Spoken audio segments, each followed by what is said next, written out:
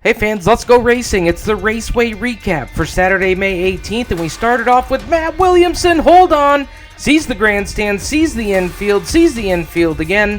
Hard hit there for Williamson. He would actually come back to a 6th place finish with a bent frame on the S&W number 6. Also having a little trouble in his heat race. Timmy Loates, look out. Look, Mom, no hands.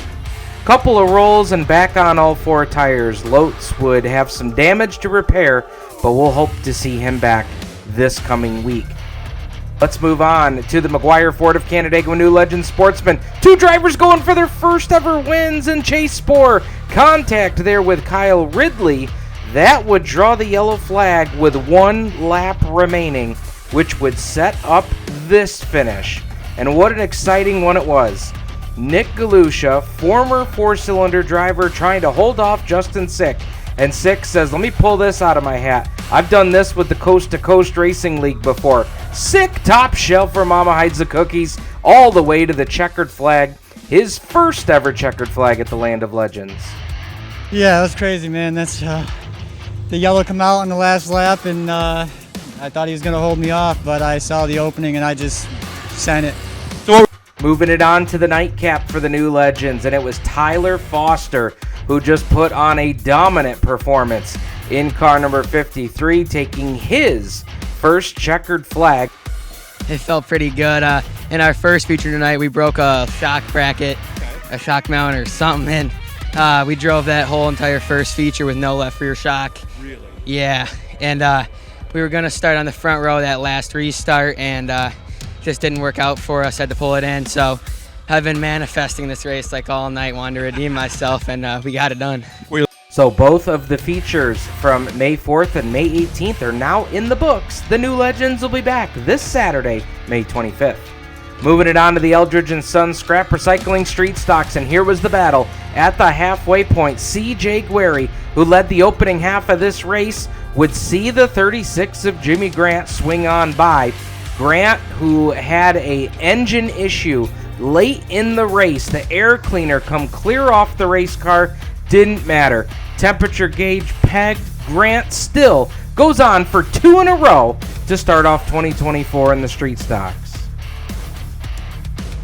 Well, I know this is a hammer-down racetrack, and I knew I had to keep him within my grasp or he would check out. So, I don't know.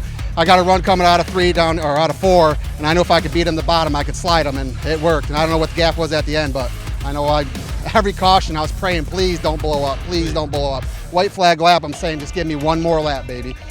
The Prouties bounty will now be in effect for Saturday, May 25th, with Jimmy Grant leading Mike Welch and C.J. Guerry in the points race.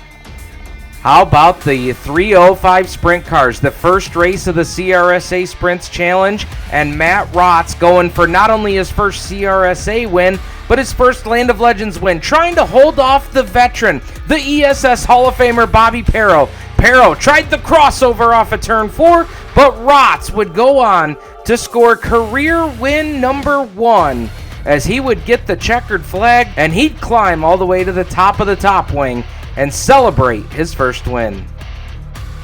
Feels great. Feels like I've been working towards this all my life, and I finally achieved it. First ever top 5 in a CRSA win. I happen to do it over Bobby Perro. That was not easy of those few laps.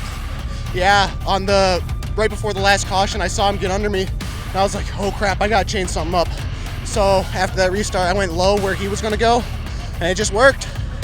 Everybody who's attended at least 2 305 sprint shows to start the year now have 40 show-up points, as we'll get ready to start the official points season.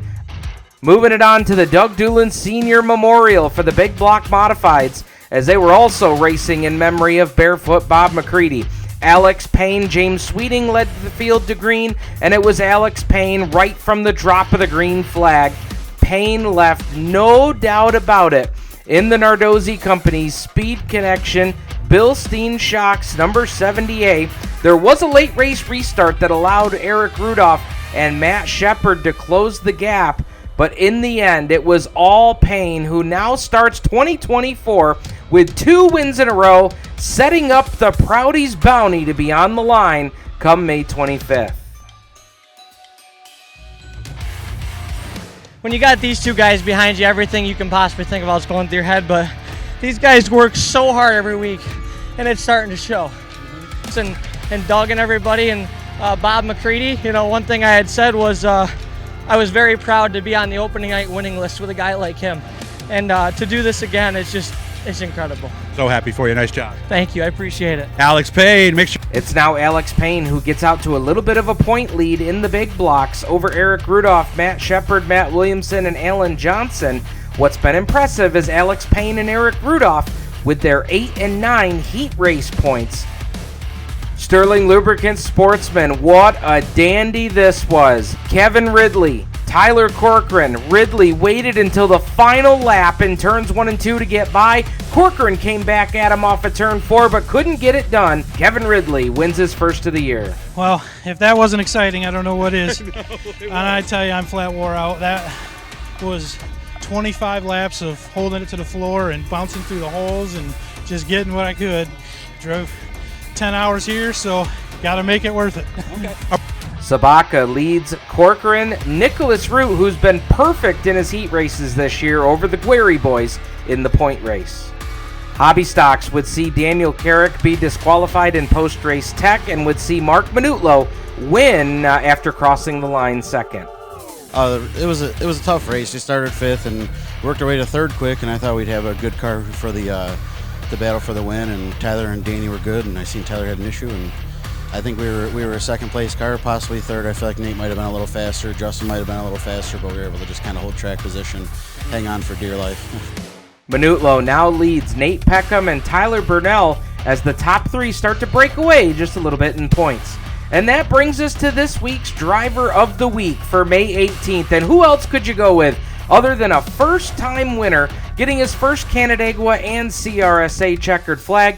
This week's Driver of the Week is Matt Rotz. He'll now be in the running for our May Driver of the Month. And if he is Driver of the Month, he will then go on to compete for our Driver of the Year contest, which will be voted on by the fans on social media. That's your Raceway Recap for Saturday, May 18th. I'm Steve Ovens. We'll see you at the racetrack this Saturday night.